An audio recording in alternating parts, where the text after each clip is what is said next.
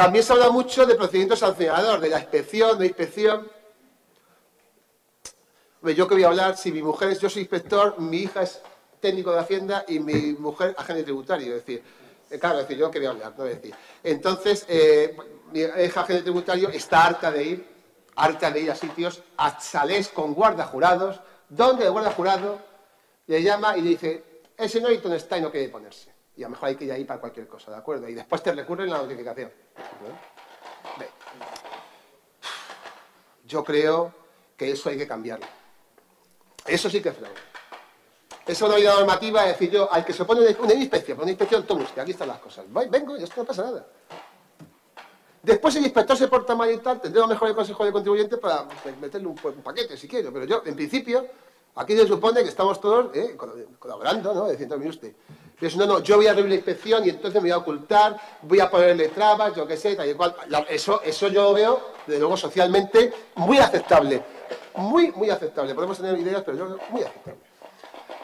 Esa es una de ellas, ¿no? Es decir, se modifica la infracción por resistencia, excusa negativa a las actuaciones de administración con objeto de mejorar su efecto disuasorio. Es decir, que realmente las multas eran pequeñas, ¿no? Allá con 600.000 euros, veces que está, mira, o me dejas pasar o 600.000 euros. Entonces yo creo que el guardia a lo mejor en esos casos diría, joder, me voy a dejarle pasar porque señorito, a lo mejor, Está en un sitio además que es curioso, ya muchos famosos, muchas tal, después tienes que notificarle, está en un sitio muy especial.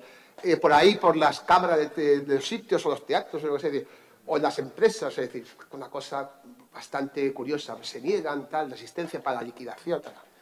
Yo puedo hablar bastante de eso, ¿no? Es decir, no estoy en inspección, pero sé bastante de eso. Esta medida es una medida que allana el camino al fraude. Mire usted, vamos a estar perdiendo el tiempo en esas cosas.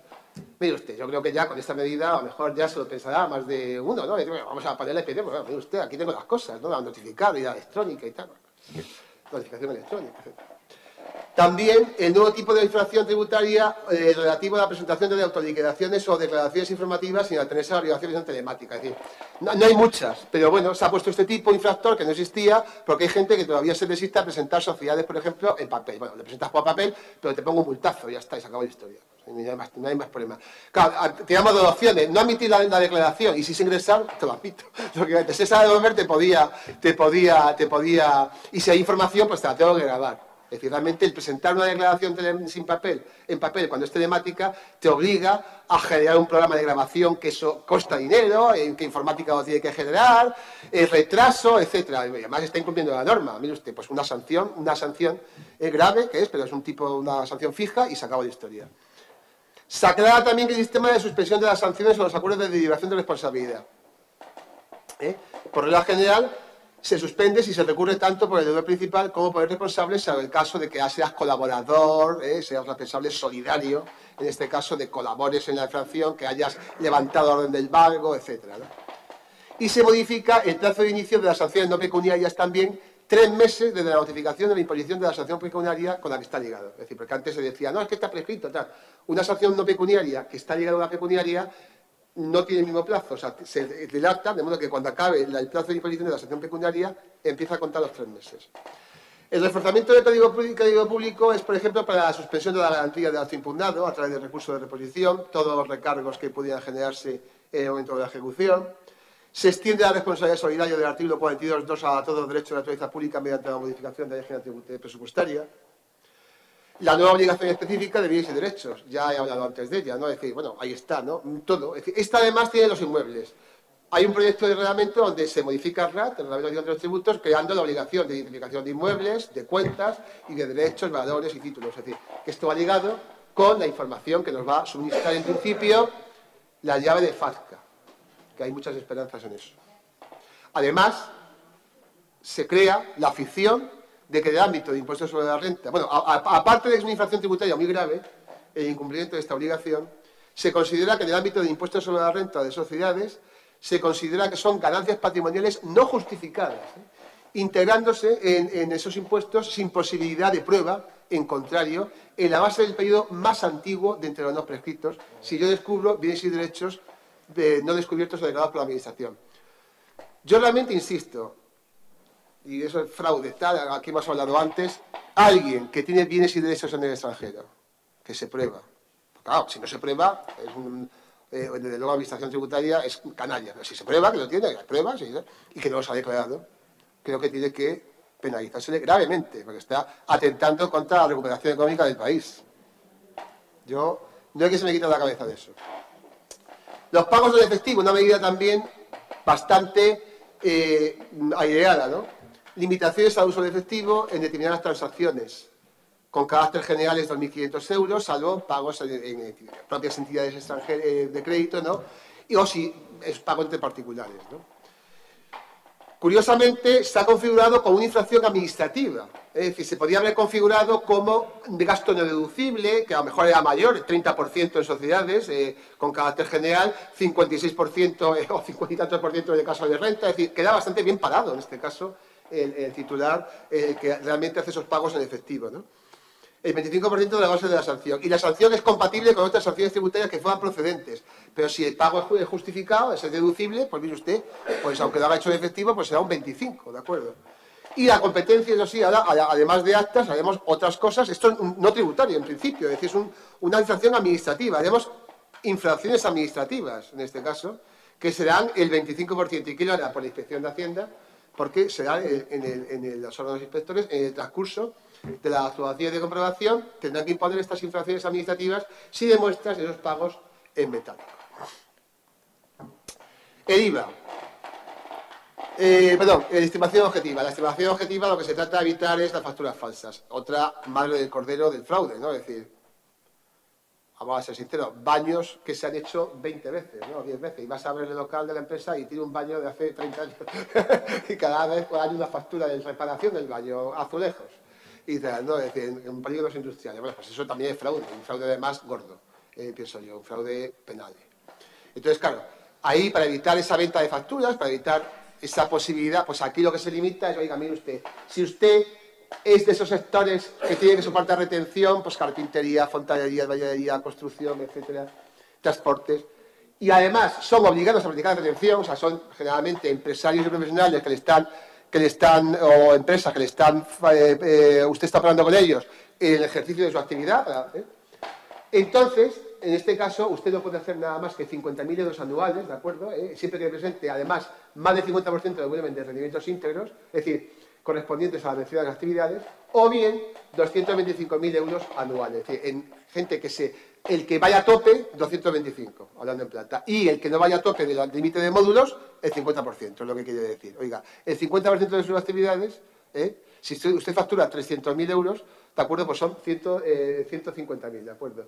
Entonces, 225.000 anuales, en lo que usted puede vivir el tope máximo, y si no, en 50.000 euros.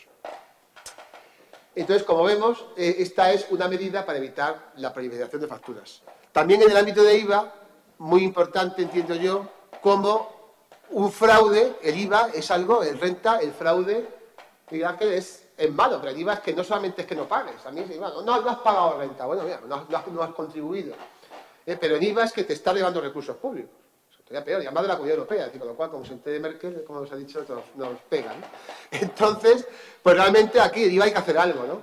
Hay que hacer algo y lo que se ha hecho es, se puede hacer otras cosas, ¿no? Podemos hablar incluso de otra cosa.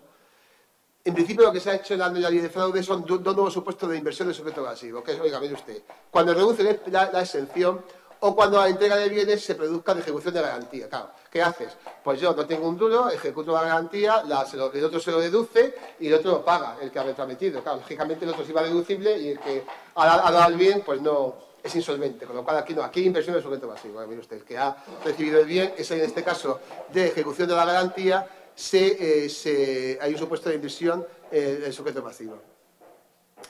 Se evita perjuicio en los casos de lo que no se ingresa el IVA por el tramitente, o pides aplazamiento y después resulta que no pagas, o te llegas en concurso, o no puedes, y el IVA no ingresado es deducido por el adquirente. Y aquí lo que se trata es que el IVA que se deduzca sea ingresado, ¿de acuerdo? Entonces, ¿cómo se hace? Pues en estos casos, por inversión del sujeto pasivo. En el supuesto también de autodeclaración de concurso, si yo dicto el concurso a lo largo del periodo de liquidación de IVA, voy a establecer como dos periodos. Digo, mira, todas las cuotas que tú tengas a compensar, te lo voy a compensar con créditos de que estén en la masa, porque después ya la duda de la masa la tienes que pagar religiosamente. No vayas a aplicarme cantidades a compensar y después no pagas un duro, ¿de acuerdo? Es decir, o sea, el IVA me lo debes y encima todo lo que yo voy a compensar me lo voy a deducir después en las declaraciones posteriores, ¿de acuerdo? También se podría hablar de alguna medida de IVA de entes públicos. Incluso a lo mejor estamos pensando algo, ¿no? IVA de entes públicos, que ahí últimamente están apareciendo cosas curiosas, ¿no? Y entonces ahí vamos a tomar quizá algún tipo de medida, ¿no? Porque claro, esto es el IVA generado se lo lleva todo el ente público, al final se lo lleva como presupuesto, ¿no? Y eso yo entiendo que ahí habrá que tomar algún tipo, no está aquí, pero anticipo que a lo mejor algo se va a hacer en el caso de esas sociedades así que se crean, están proliferando ahora municipales, locales, autonómicas, etcétera, porque la tributación pues, no está creada, sobre todo a partir de 2 sentencias del Tribunal Supremo, ¿no? Eso es aparte, ¿no? El IVA hay que atajarlo de raíz y hay que cambiar la ley y se cambia. Se han cambiado los decretos leyes de entre el día con 4, porque se hace un decreto ley y punto. Otras medidas, por ejemplo, la legalización del FII borrador. Es decir, se pretende que el borrador vaya a más contribuyentes, ¿de acuerdo? De modo que ya no sea la ley la que diga quién tiene perfil borrador, sino que la orden ministerial, la de renta que hago yo el año que viene, pues es una orden importante, porque te dirá además quién puede tener perfil borrador. ¿A quién se puede extender realmente? A que se tenga seguridad de que la información es completa. Puede extenderse, por ejemplo, a los que tengan a lo mejor algún inmueble más de 2, y también estamos pensando, eso es un pensamiento que a lo mejor se plasma, en extenderlo a todos aquellos que reciben subvenciones. De modo que a lo mejor se va a crear, además eso va a ser una medida que no va a ser carga para los entes públicos, fundamentalmente, ¿no? O bien haciendo uso de la base de datos TSEO de la intervención, pero que tiene cierto retraso, o bien creando una información ad hoc, un modelo informativo ad hoc, establecer un modelo informativo ampliando, por ejemplo, el modelo informativo de subvenciones, el 346 agrícolas, tal, extendiéndolo y diciendo, bueno, generalmente la subvención, salvo ley, no estará exenta, salvo ley, incluso que esté exenta se dirá, y lo que ha recibido, el pago, cuándo se ha pagado, cuándo se ha reconocido, las cantidades y además no 3.000 euros, desde el primer euro, porque muchas de las subvenciones no aparecen en el 347 porque no llegan a 3.000 euros. ¿De acuerdo? Pero una subvención de 1.800 euros es una subvención que yo creo que si le damos el borrador con toda la conformidad y han recibido esa subvención, pues se puede reír de nosotros. Y dice, este hombre, Hacienda no se entera. Y sí nos enteramos, pero lo que no hay es cauce para ello, ¿no? Hacemos un cauce por captación individual. Pero claro, no podemos dar a ese perfil borrador. Entonces, a lo mejor sí. Creamos una informativa de subvenciones, a lo mejor, eso es un pensamiento. Luego, la extensión mayor del borrador van a ser las subvenciones, pues para los cristales, los preveros, yo qué sé, las de emancipación, que esas las captamos, las que da la Comunidad Autónoma de Andalucía, que da muchas, por cierto, y tal, ¿no? Es decir, pues entonces, pues todas esas en principio, pues se intenta captar la información. Modificaciones de delito fiscal, ya acabo.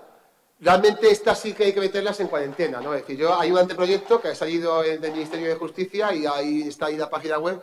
Pues bueno, pero claro, eso puede estar sujeto a múltiples, bueno, el anteproyecto de medida de fraude también, esas son las que están en el anteproyecto, es decir, insisto, que esta información pública, las que se tomen después, yo las avanzo, esas son las que he avanzado. Pueden meterse otras, o vas agravadas, quitar unas, meter otras, esto es lo mismo. Realmente lo que se ha hablado también, oiga, hay un nuevo tipo agravado, ciertas conductas de mayor gravedad o complejidad, la prescripción no va a ser de 5 años, de 6 años, mejor, perdón, no va a ser de 5 años, sino que van a ser de 10, que son aquellas que tienen una pena de más de 6 años. La regularización de la situación tributaria, esto ponerlo en cuarentena, ¿no? Esto sería quizá lo ideal, ¿no? Diga, mire usted, yo regularizo y ya esto es un elemento del tipo, para ser un elemento de tipo delictivo, es decir, ya ni tipo, porque ya ha regularizado, con lo cual no es excusa solutoria, ya es simplemente, no hay tipo de objetivo de delito, no hay delito, y entonces ya evito ya así el dar parte a los jueces, con lo cual ya evito el que los tribunales vayan expedientes por ir, porque va a dar el sobreseimiento, mire usted, está regularizado. Esto me pone en cuarentena, que yo no sé si esto va a salir o no.